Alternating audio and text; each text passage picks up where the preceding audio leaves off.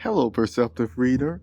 Even though I told you last week that I wanted to complete the Sage's Lifetime series, I still keep coming up with some of these thoughts, ideas, or references that I said, well, okay, well, it's still the summertime, I guess I won't close it out completely, even though I've already created the Sage Lifetimes, what was it, Masterminds 1 through 5. The podcasts are all out there in different ways. I placed number 4 and 5 of the podcast, at least on the buymeacoffee.com/James Poeartistry. And with this thought now, this is what I want to share with you as to why it's so important that it falls into this category of the sage's lifetimes. Okay, here's the point. Sometimes people will wonder what school you went to, and then if you didn't go to a certain school, Ivy League or what have you, those real high priced colleges that no way in the world, it's almost like if you don't already have a nest egg that was built up by your parents over the years, then in order to even get in there, you would need a scholarship, or you will still be paying for the rest of your life to pay off their tuition. Isn't that something? Well, still, you run into persons who didn't have that opportunity. They didn't come from a background where the parents were able to even set up a nest egg, because of the simple fact they were living paycheck to paycheck. You see, those type of households. And then, I'm going to give these persons their due. Some persons say, well, if they would have just saved up $1 a week or whatever. Okay, all right. I give the persons that. Okay, that works for some persons. But then there were some neighborhoods where somehow, whether it was a family member or a nosy neighbor or what have you, some of these persons even had their money that was in the shoebox stolen, that was probably hidden somewhere back in a closet, hidden under a floorboard, buried in the backyard. Oh yeah, some persons have actually had their nest eggs stolen in that way. So that's why I keep mentioning, it depends on already most of the time what you were already born into, and you can thank God for that if you already had a nice little nest egg in your pocket, or something that was saved by your parents, which that is spiritual. See, that is scriptural from God, that persons can choose to do that. Parents can choose to do that. There is nothing wrong with that. And that's one of the things I continue to emphasize to you about some of the teachings of persons today. They try to make it seem like as soon as you're born, you're just a property of some person, some entity, or what have you, and that you're not supposed to ever have any of these things that the Almighty God has given you. So they encroach upon your rights. They take over things that God didn't give them the authority to take over, or what have you. So let me get back to the understanding. So if you don't receive that type of high level education at times, what makes a person the way that they are, even turn into sages? It came from often just human interaction, talking, walking with one another, having discussions and things of that nature, which I've come to find out from some of these same backgrounds, is almost like it was a trade-off. In one sense, because they had the income or the atmosphere or the environment, the family line or what have you, to at least have the money aspect of things, because there was such a propriety on how you had to act and respond and etiquette in this way and that way, then some of this knowledge that would have helped them further, they couldn't get it when they were young persons, teenagers, or even adults, because they just had to follow a certain line of thinking and learning and teaching. You see, I once talked about this, I think, in one of the Prince and the Pauper, that series that I made, or maybe I did an extended several podcasts on talking about champions and how persons who were already really born into royalty, they would be given at times a person. It could be one, it could be more, but it could actually be somebody who learned alongside of them.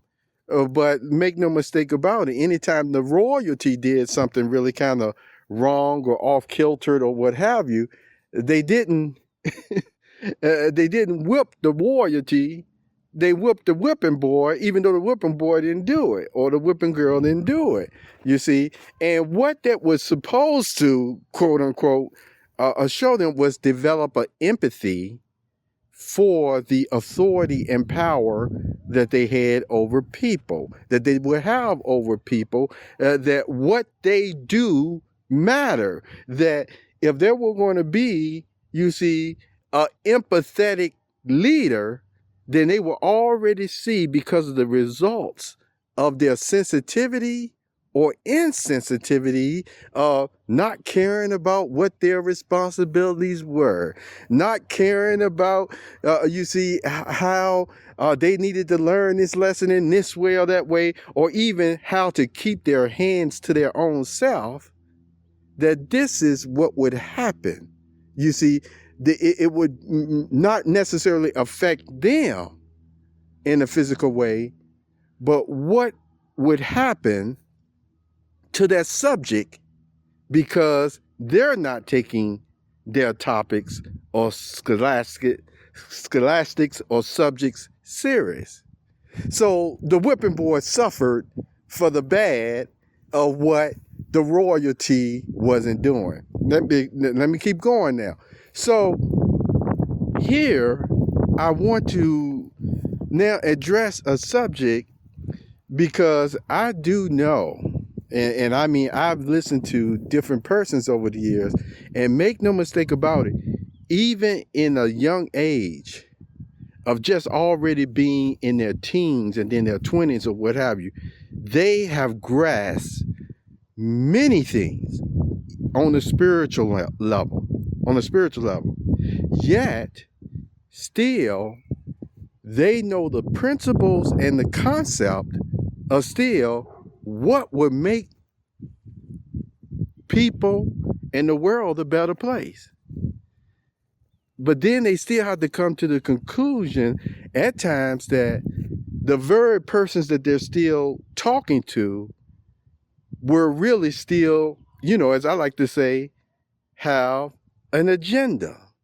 And the agenda still wasn't more so to make the world or their situation so much better at times. It was literally still just to use their mind, their vital force, their spirituality, their connection solely for their means in that way. And so the whole point is this: those persons in those type of situations at times, when they're able to still keep their heart together or what have you, they sometimes come to the conclusion, or they wonder, they start talking about, wait a minute, am I chop suey? Is something wrong with me? Is something wrong with this person or that person or what have you? And then they even start being in situations, yes, and I'm going to tell you how this even happens. They are placed in situations where the very persons that they still would really get along with, they can't get along with them. They're at odds with one another.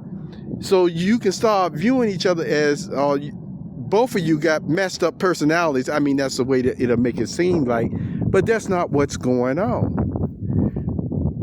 The obstacles to love.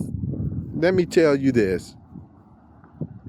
When it comes to God, did you know God is love? That's what the Holy Bible says. God is love. So when you're sometimes talking about the obstacles to love, what are we saying? That even the obstacles to God. And there's an account in the Bible that really goes to show, and I'll let you figure it out. Hey, if you want to know exactly where it's at, just write me at buymeacoffee.com/James Poeartistry. That's right, I had to throw that plug in there.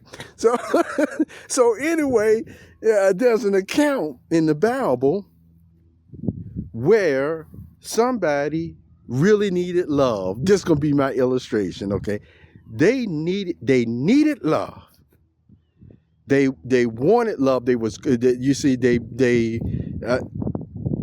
obvious that they needed and they wanted love. Now, this is all happening roundabout in the spirit realm, okay? But what ended up happening was this. The enemy of love became an obstacle. So while the help was coming from love, the response, what this person needed to know and hear, they couldn't receive that information because why? Even the messenger had this, tremendous obstacle in the spirit realm. I'm talking top level stuff to actually keep for a certain number of days. Before that person could even get that information to the one, see, I'm using my illustration, who needed love. How does that apply today? I guarantee you, in a lot of your situations, it's the same thing. And that's why I continue to emphasize, everything is not what it seems. And sometimes the very person that you think should be holding all the cards and the powers and the directions and the things of that nature of what needs to be done, still, since everything isn't what it seems, most likely, if you already said that person got a good heart, you've seen it, then you know there are some tremendous obstacles. There is not just a simple snapping of the fingers. And yes, another thing that I'll tell you that God has done for persons, which is very much appreciated, especially persons who I always say want to do what's right. God will allow you to be in situations for years to see just how many different ways certain persons who had no business hiding information from you, certain people who had no business participating in the way that they did against you, so that you will finally know what was going on. You will at least start realizing what resources are for you, but the reason why you didn't know they were for you is because they already labeled it in such a bad way. So some people on the outside may look like, why is this person doing this? Don't they know? When they don't even know all the MK, you know what I mean when I say MK, mind control, mind violence, and all that other stuff is being used against this individual. There is no wonder that only by the grace of God that the person makes it through. But see, that's my whole point. God will allow you to go through situations just to see at times just how many people or persons you dealt with, hopefully it's not that many, but were really turn on you in a blink of an eye. Just that easy, just that quick. And to show you that you are not disobedient or rebellious, because these persons, even though they want to fool themselves in some cases, want to believe they are the ones who have the divine authority and right, that they're supposed to be the ones in charge, but they have disqualified themselves on such a level, it is more than shameful. And that I believe, in my opinion, that the reason why God does that is so that you won't continue to beat yourself up, because you have to tell that person, know what? If you're not going to come to me the way that you're supposed to do by God, then you're not going to use these other philosophies to sit up there and have me still turning against God, so I can fall into your still abuse. Your abuse. You see, that's what some of you may end up saying. And you know you're saying that with the sincerity of heart. The way that you're learning things, you're learning how to remove obstacles to God. Some of these persons want to not only keep the obstacles there, but place more upon you, so that what? You'll still be more in bondage to the enemy of God than the freedom that God gives. So keep doing your best. Know that other persons are wishing the best for you as well. And there are still some resources that, though they try to label it in this way and that way for whatever their purpose is, to try to make some type of knowledge in this way or that way is bad, it's not.